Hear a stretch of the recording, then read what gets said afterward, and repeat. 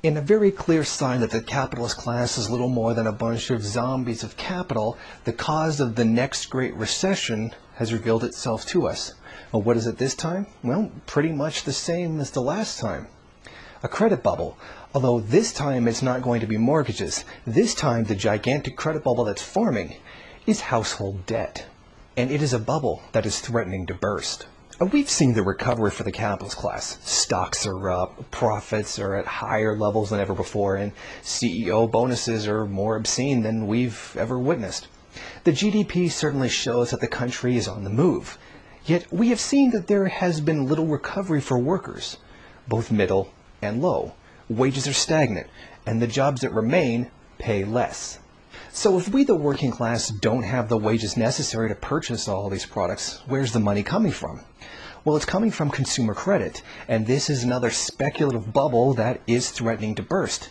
In fact, this is what our so-called recovery has been, a debt-fueled recovery. We haven't made the money necessary to buy them, but we've borrowed enough money to buy them all. And this is a bubble that's threatening to burst. In order for capitalism to recover, we have to produce and then purchase commodities.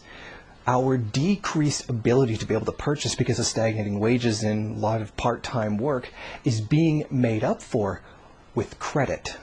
We're not really buying anything right now.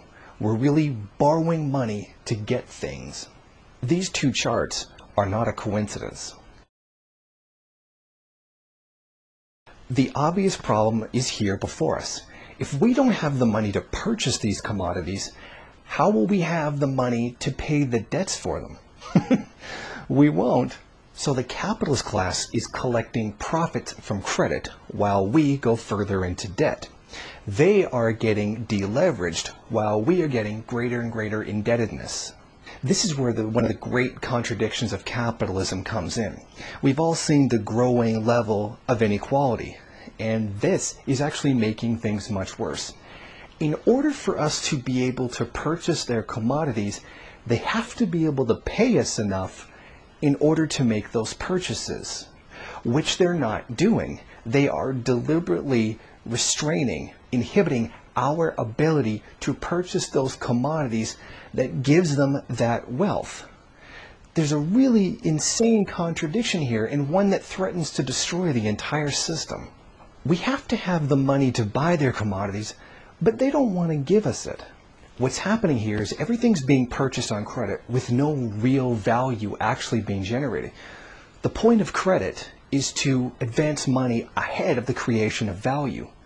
But then that creation is not being created in the form of wages, which means that credit bubble will burst because there will not be the wages by the working class to pay them down, which means those bubbles are going to burst and we're going to have another crisis in the financial sector. Eventually, this zombie-like drive to keep up the rate of profit in capitalism is going to drive its own death. Now, what seemingly has happened here that the capitalist class, or at least the financial sector of the capitalist class, didn't learn from the subprime mortgage crisis. If wages don't keep up to pay for those debts will go bad and those bubbles will pop. Thank you for watching. Please comment and rate the video. If you liked it, hit subscribe or check out some of these other great videos. If you wish, share it on social media. While you're at it, why don't you follow me on Twitter? And if you got time, go on over to the MRN bookstore and check out some of the latest books available.